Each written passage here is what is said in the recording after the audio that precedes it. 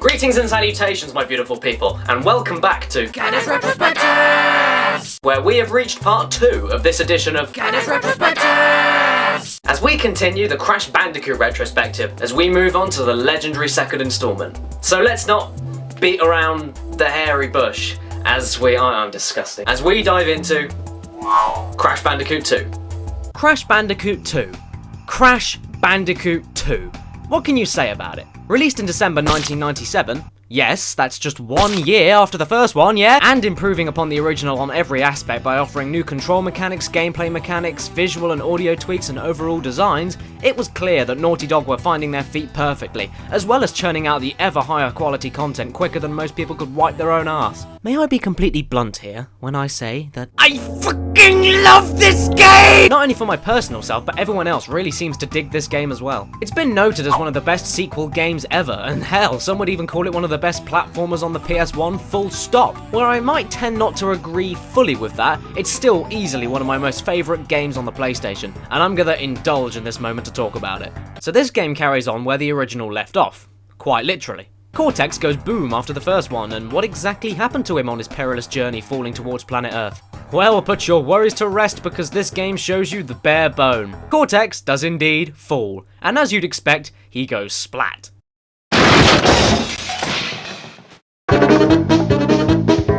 No, of course not. Cortex is in fact alive, and figures out, via, I don't fucking know, that the crystals are the only thing he needs to get his revenge and destroy the Earth via a new device called the Cortex Vortex.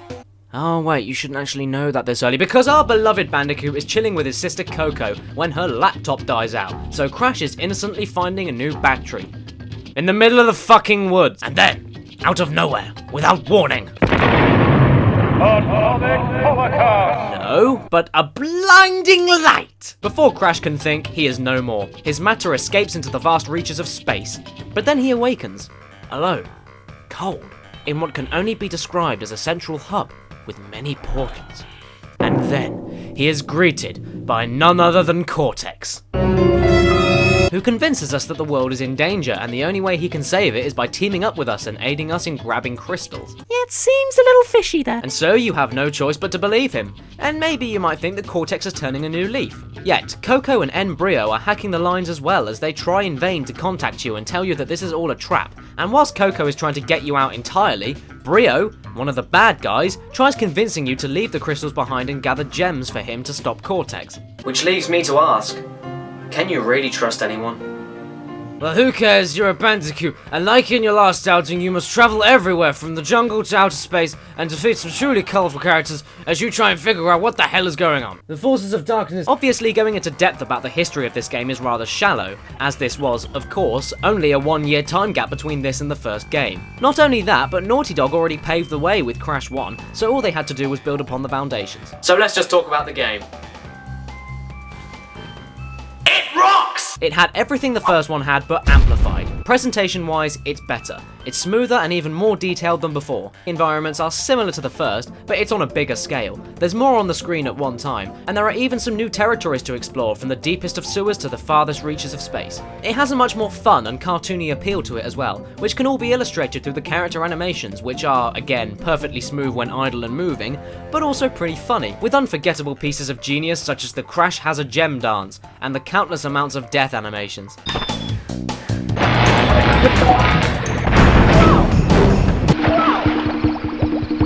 Oh, and let's not leave out the panda splat.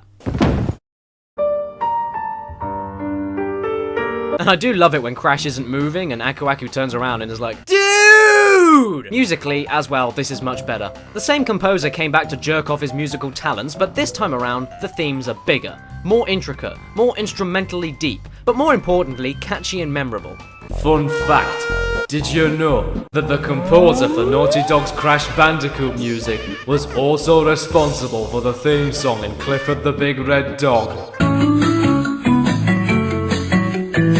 Uncanny resemblance, isn't it? And also, this game features one of my probable contenders for favourite level themes in video games ever, the Jetpack stage theme, which I'm gonna play over the next bit because I fucking love it! The controls in this also are spot on.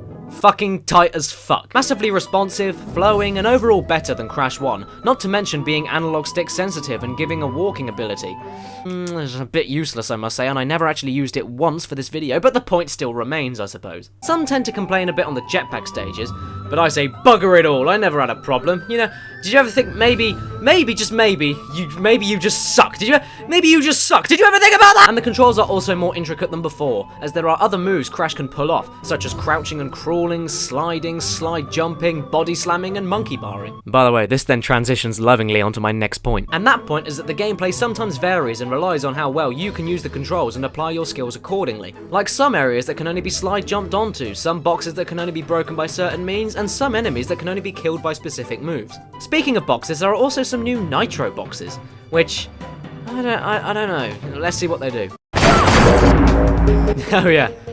Don't touch him. There are also more environmental affections to Crash, such as the way he slips fantastically on ice, digs into the ground, or wades through thick, muddy water. The game overall plays very similarly to before, as Crash travels all over the fucking place, picking shit up, defeating bosses, and moving on. But the deeper gameplay feel doesn't make it feel repetitive, and there's even more variety this time round for general levels, such as the jetpack stages, and even subsections within levels, such as the swamp speeders in, well, swamp levels. And there are even some hybrids of these stages sometimes. For example, take the polar bear runs and the boulder chases, and boom! An epic, mega fun, big bad bear chase scene.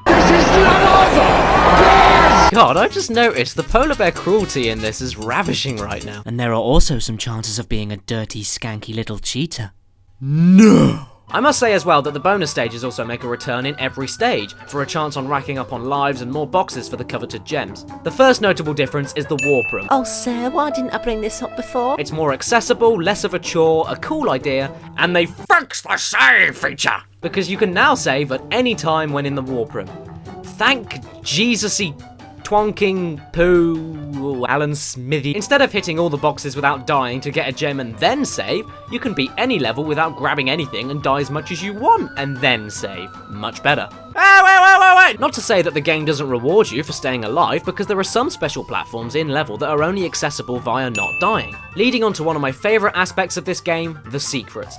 They're everywhere. They're fucking everywhere. Literally. There's more challenge and satisfaction with this mechanic, and the secrets aren't blatant. They do require some thought, and when a coloured gem is at stake, you'll find yourself exhausting every possibility to find them all. I remember first discovering the blue gem in stage 1, when I was a little sod when I was a kid, and I got a little bit bored, so I thought it'd be pretty funny to not hit any boxes at all and see what happens. I didn't hit any boxes throughout the whole stage, and then, shock horror, there it was. I discovered a secret, probably for the first time in my life. Okay, this didn't work in every single level, but it did push me to think outside the box and away from the linear platforming. There are also 2 endings to this game, where you can either find all the gems and destroy the Cortex Vortex for good, or defeat Cortex yourself and wonder how you can destroy the Vortex later. I mean, there's a lot to do here.